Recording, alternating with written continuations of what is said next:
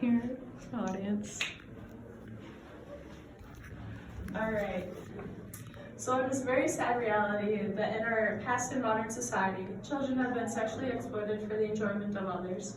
Researchers at the Office of Juvenile Justice and Delinquency Prevention have said that our efforts in recent years have sadly not been enough to prevent the sexual exploitation and trafficking of humans. When people are impacted in such a manner, it becomes more than just an issue of breaking a law. It becomes a societal issue when they are unable to move past the event that impacted them because they are unable to develop emotionally and psychologically. These horrors can happen anywhere, like in a very normal-looking home, in the wide open on the street, and in secret on the internet, in a first-world country like the US, or in a third-world country overseas. Sex trafficking is a very real and serious subject that everyone needs to be aware of. It could be happening in the most normal-looking places, and most wouldn't know it, which is why we need to be more aware of the warning signs. I feel I should inform more people about this topic because it needs more of the attention that it's already getting. I am still a child myself, and I couldn't imagine anything like this happening to me. I have looked at articles that explain the warning signs of exploitation and trafficking so you know what to look for. I've also looked at reports from other countries besides the US in order to get a different point of view. First, I will describe to you what sex trafficking is and how victims are found. Second, I will examine some of the worst places where human trafficking is happening. Third, I will discuss the impact that trafficking has on its victims. Sex trafficking can happen anywhere when force, blackmail, or coercion is used to make a commercial sex act happen with an adult or child. Researchers at Shared Hope International have made a visual explaining the cycle of trafficking. The cycle usually starts with the buyer that fuels the growing market with their money.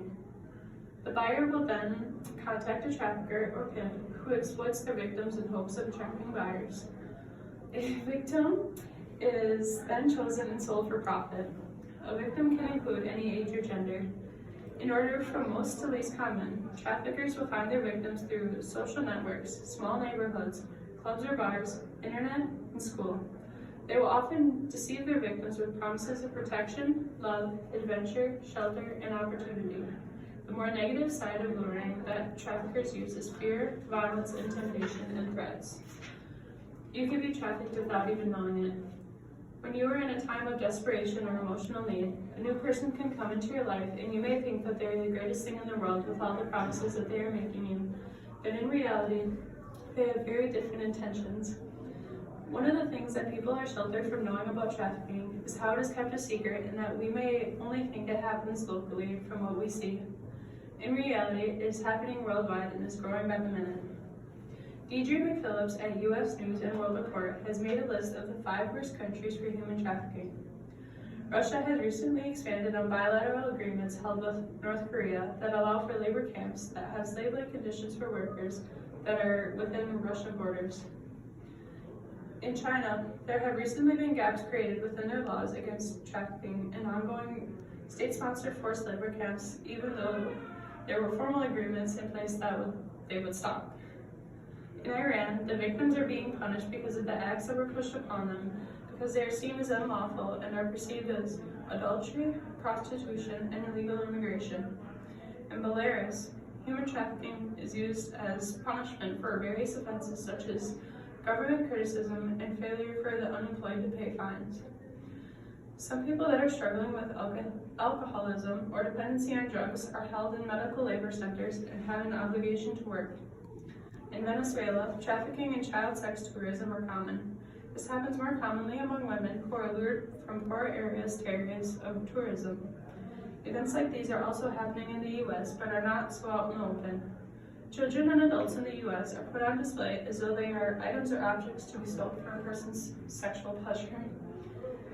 The fact is that a lot of what goes on involving human trafficking is kept a secret, and victims are made to feel ashamed of what happens to them, even though they had no control over it. Researchers at the Human Trafficking Search has said that the harsh physical conditions that victims are most commonly exposed to are excessive work and the physical force that is used against them. These conditions can leave them exposed to STDs, STIs, and numerous other infections and substance abuse. The mental effects of trafficking can sometimes weigh more on a victim than physical ones ever will. Some of the most common mental effects that are put on victims are anxiety, fear, depression, insecurity, trauma, and PTSD, or post-traumatic stress disorder. Victims are also unable to move past the event that affected them, which can result in poor psychological development. They can have cognitive impairment, memory loss, or even thoughts of suicide.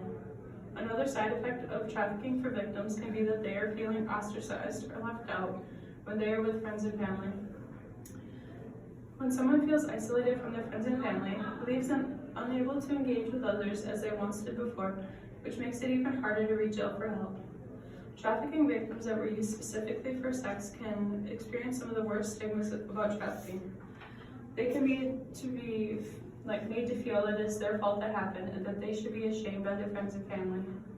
Victims are also often forced to engage in illegal activities because of their victimization, so they feel as though they have to or they should. We are making great strides in bringing to light what is really going on with human trafficking. Victims are feeling more comfortable with going to the law and trying to get some justice because giving a little effort is better than none. The stigmas that are put on victims as a result of them being trafficked are still something that they're struggling with. They feel ashamed and that they have no power over what to do with their body anymore. In order for them to move forward in society, these stigmas need to end. Being trafficked is nothing to be ashamed of. You may never know if somebody has been a victim of it because of how well they keep it a secret. Trafficking can be happening anywhere in the world, even right under our noses, and awareness is something that needs to be improved on.